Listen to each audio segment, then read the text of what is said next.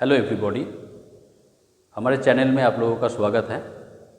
आज हम लोग जिस टॉपिक को देखेंगे, टॉपिक के जो डिस्कशन करेंगे वो है बूटस्ट्रैप एयर रेफ्रिजरेशन सिस्टम। मेरा जो पिछला वाला वीडियो है, अगर आप लोग वो देखेंगे तो वो था एयर रेफ्रिजरेशन सिस्टम, मतलब एयरक्राफ्ट में जो रेफ्रिजरेशन सिस्टम यूज़ होता है। तो बेसिक जो सिंपल एयर रेफ्रिजरेशन सिस्टम है उसके बारे में मैंने पिछला वाला वीडियो अपलोड किया था। तो आज मैं बूटस्ट्रैप एयर रेफ्रिजरेशन सिस्टम क्या होता है, इसमें क्या कंपोनेंट यूज़ होते हैं, या फिर ये कौन से एयरक्राफ्ट में यूज़ होते हैं, तो आज हम लोग ये देखेंगे और ये डिस्कस करेंगे। तो पहला जो है, हम लोग जानते हैं कि एयर रेफ्रिजरेशन सिस्टम जो है वो दो तरह का होते हैं। एक तो है विथ इवापोरेटिव कूलिंग और दूसरा है without evaporative cooling. With evaporative cooling का मतलब होता है कि अगर मैं सिस्टम में एक इवापोरेटर अलग से लगाता हूँ तो उसको तब वो सिस्टम हो जाता है विथ इवापोरेटिव कूलिंग, ठीक है। और अगर मैं सिस्टम में इवापोरेटर नहीं लगाता हूँ, बिना इवापोरेटर का अगर सिस्टम चलता है तो उसको हम कहेंगे विदाउट इवापोरेटिव कूलिंग। तो हर एक रेफ्रिजरेशन सिस्टम में, मतलब सिंपल एयर रेफ्रिजरेशन सिस्टम और बूटस्ट्रैप एयर रेफ्रिजरेशन सिस्टम में, इन दोनों सिस्टम में विथ और विदाउट इवापोरेटिव कूलिंग होता है, दोनों ही सिस्टम होता है। तो आज हम बूटस्ट्रैप के अंदर विथ और विदाउट इवापोरेटिव कूलिंग का फंक्शन कैसे होते हैं तो वो समझेंगे। तो पहला जो है, हम लोग जानते हैं कि एयर रेफ्रिजरेशन सिस्टम जो है उसमें रेफ्रिजरेंट के तौर पे किसको हम लोग यूज़ करते हैं, एयर को हम लोग यूज़ करते हैं, ठीक है, एम्बिएंट एयर को। तो ये तो नॉर्मल बात है कि एम्बिएंट एयर का प्रेशर जो है, एटमॉस्फेरिक एयर का जो प्रेशर है वैसे हम लोग फील नहीं करते हैं, ठीक है। तो नॉर्मली जब एयरक्राफ्ट, जब हवाई जहाज ऊपर जब उड़ता है तब वो क्या करता है, उसका जो कूलिंग सिस्टम है बूटस्ट्रैप एयर सिस्टम, वो क्या करता है, जो एम्बिएंट एयर होता है वो एम्बिएंट एयर को वो खींचता है। वो एम्बिएंट एयर को क्या करता है, वो खींचता है, खींच के उसको एक स्पेसिफिक प्रेशर में उसको सिस्टम के अंदर लाते हैं, जिसका नाम होता है क्या है, रैम एयर। जो एम्बिएंट एयर जो खींचा सिस्टम, उसको एक स्पेसिफिक प्रेशर में जो खींचा, फिर एम्बिएंट एयर हम लोग नहीं कहेंगे, एम्बिएंट मतलब क्या, एटमॉस्फेरिक एयर हम लोग नहीं कहेंगे, फिर इसका क्या हो गया, उसको हम रैम एयर कहेंगे। तो रैम एयर क्या होता है, एक स्पेसिफिक डायरेक्शन में रहता है और एक स्पेसिफिक प्रेशर में उसको खींचा जाता है। तो खींच के उसको कहाँ पे लाता है, फिर पहले एक मेन कंप्रेसर में लाता है। मेन कंप्रेसर का काम क्या होता है, कंप्रेसर का काम ही होता है कंप्रेस करना, रेफ्रिजरेंट को कंप्रेस करके हाई टेम्परेचर हाई प्रेशर में कन्वर्ट करना। तो यहाँ पे जो रैम एयर, जो एम्बिएंट एयर को खींचा सिस्टम, रैम एयर क्या होगा, जब वो कंप्रेसर में जाएगा तो कंप्रेसर उसको क्या करेगा, प्रेशर करेगा उसको। पिस्टन, कंप्रेसर में जो पिस्टन सिस्टम होता है या फिर रोटरी सिस्टम होता है, तो उसमें क्या होगा, रैम एयर को वो कंप्रेस करेगा और रैम एयर का टेम्परेचर और प्रेशर दोनों हाई कर देगा। तो रैम एयर का प्रेशर और टेम्परेचर दोनों हाई करके वो इस लाइन से उसको छोड़ देगा, डिस्चार्ज लाइन से इसको छोड़ देगा, ठीक है। तो यहाँ से जो रैम एयर, जो हाई टेम्परेचर हाई प्रेशर जो रैम एयर यहाँ से डिस्चार्ज होके जा रहा है, ये कहाँ पे आ रहा है, ये हीट एक्सचेंजर में आ रहा है, ठीक है। अभी यहाँ पे क्या है, सिंपल एयर रेफ्रिजरेशन सिस्टम में हम लोग यूज़ किए थे एक हीट एक्सचेंजर और एक कंप्रेसर, मेन कंप्रेसर। तो बूटस्ट्रैप सिस्टम में क्या होता है, बूटस्ट्रैप सिस्टम में हम लोग दो यूज़ करेंगे, दो हीट एक्सचेंजर यूज़ करेंगे और दो कंप्रेसर यूज़ करेंगे, एक मेन कंप्रेसर, प्राइमरी कंप्रेसर और एक सेकेंडरी कंप्रेसर, ठीक है। इससे क्या होगा, इससे एयर का जो एफिशिएंसी है और बढ़ जाता है। तो सिस्टम में क्या होता है, पहले यहाँ पे मेन कंप्रेसर में मेरा रैम एयर क्या हुआ, रैम एयर पहले हाई प्रेशर हाई टेम्परेचर में कंप्रेस होकर इसको डिस्चार्ज लाइन से थ्रो कर दिया, डिस्चार्ज लाइन से ये कहाँ गया, पहले हीट एक्सचेंजर में गया। अभी हीट एक्सचेंजर का काम क्या होता है, हीट एक्सचेंज करता है। वो ये एक सिस्टम होता है, ये डिवाइस होता है जहाँ पे हीट क्या होता है, एक्सचेंज होता है, ठीक है। हीट कहाँ से कहाँ तक एक्सचेंज होगा, अगर कोई बॉडी हॉट हो तो उसके हॉटनेस से उसका हीट ट्रांसफ़र होगा कहाँ पे, कोल्डनेस पे, ठीक है।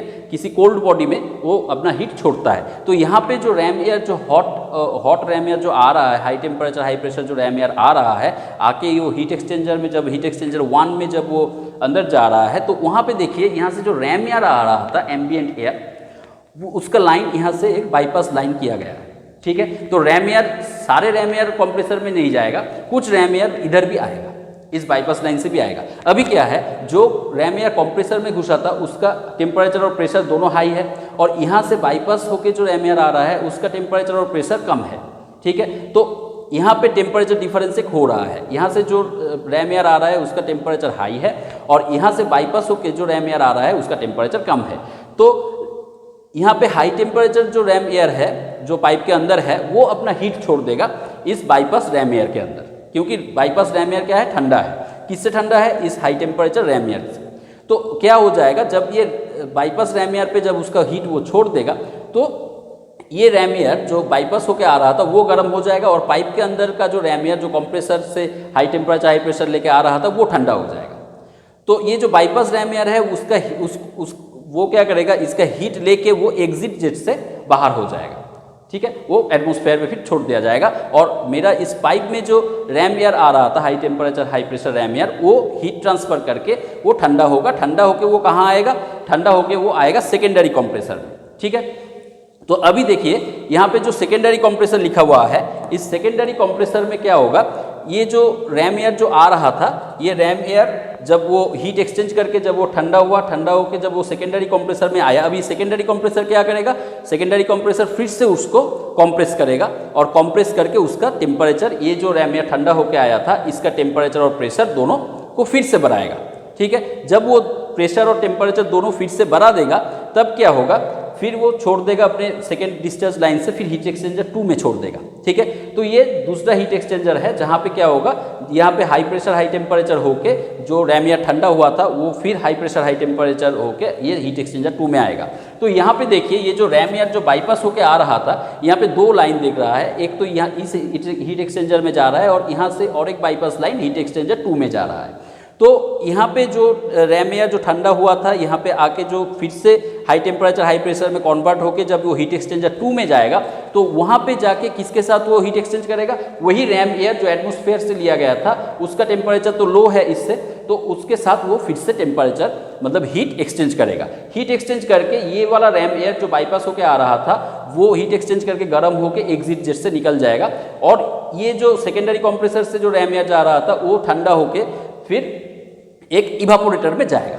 अब इवापोरेटर में क्या रहता है, इवापोरेटर में रहता है मेरा रेफ्रिजरेंट रहता है लो, जो जिसका बॉइलिंग पॉइंट बहुत ही कम होता है। तो यहाँ पे रेफ्रिजरेंट के तौर पे हम लोग क्या यूज़ कर सकते हैं, हम कोल्ड वाटर यूज़ कर सकते हैं या फिर अल्कोहल यूज़ कर सकते हैं या फिर एमोनिया यूज़ कर सकते हैं, लिक्विड एमोनिया। तो क्या होगा, जिसका बॉइलिंग पॉइंट बहुत ही कम रहता है, जैसे वाटर का छोड़ दीजिए लेकिन अल्कोहल और एमोनिया का बहुत ही कम रहता है बॉइलिंग पॉइंट। तो यहाँ पे क्या होगा, जब ये हीट एक्सचेंज करके फिर इवापोरेटर में आएगा तो ये जो यहाँ पे अगर लिक्विड एमोनिया होगा, ये लिक्विड एमोनिया अगर होगा तो लिक्विड एमोनिया क्या करेगा, इस रैम एयर से फिर से हीट खींचेगा, फिर से हीट खींचेगा और रैम एयर को और ठंडा कर देगा और कोल्ड कर देगा, ठीक है। कोल्ड करके फिर इसको कूलिंग टरबाइन में भेजेगा और कूलिंग टरबाइन से ये सीधा कहाँ जाएगा, केबिन में जाएगा, ओके, केबिन में जहाँ पे पैसेंजर रहता है। और यहाँ पे जो मतलब बॉयल हो गया जो रेफ्रिजरेंट वो फिर कंडेंसर में जाएगा, वहाँ से लिक्विड होके फिर से यहाँ पे बैक करेगा, ओके। तो ये था विद इवापोरेटिव कूलिंग, मतलब अगर मैं इस सिस्टम में इवापोरेटर लगा देता हूँ तब, ठीक है, तब से हीट एक्सचेंजर 2 से फिर इवापोरेटर में जाएगा और ठंडा होगा, मतलब जो रेफ्रिजरेंट है उसका वो हीट और खींचेगा और ये रैम एयर और ठंडा होगा, फिर से ये जाएगा केबिन में कूलिंग टरबाइन के थ्रू। अगर हम लोग यहाँ पे इवापोरेटर को ऑफ कर देते हैं, अगर यहाँ पे हम लोग इवापोरेटर को ऑफ कर देते हैं, अगर इवापोरेटर नहीं देते हैं, ठीक है, अगर इवापोरेटर नहीं देते हैं तो क्या हो जाएगा, ये सिस्टम हो जाएगा विदाउट इवापोरेटिव कूलिंग। अगर इवापोरेटर हम लोग नहीं देते हैं तो इसको हम लोग क्या करेंगे, bootstrap refrigeration system without evaporative cooling. मतलब यहाँ पे हीट एक्सचेंजर 2 में जितना ठंडा उसको मिल रहा है वही ठंडा ही लेके वो केबिन में चला जाएगा, ठीक है। तो दोनों सिस्टम बहुत ही सिंपल सिस्टम है। तो विद इवापोरेटिव कूलिंग का मतलब होता है अगर इवापोरेटर हम लोग यूज़ कर लिए, और विदाउट इवापोरेटिव कूलिंग मतलब हम लोग अगर इवापोरेटर नहीं यूज़ किए। तो यही था हमारा बूटस्ट्रैप एयर रेफ्रिजरेशन सिस्टम। और जनरली ये सिस्टम कहाँ पे यूज़ होता है, ये सिस्टम यूज़ होता है ट्रांसपोर्ट एयरक्राफ्ट में।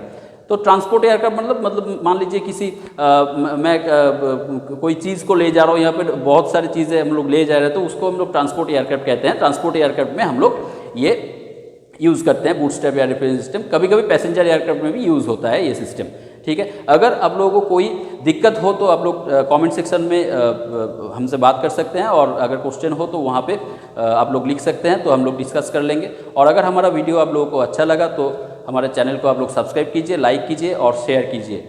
Thank you very much.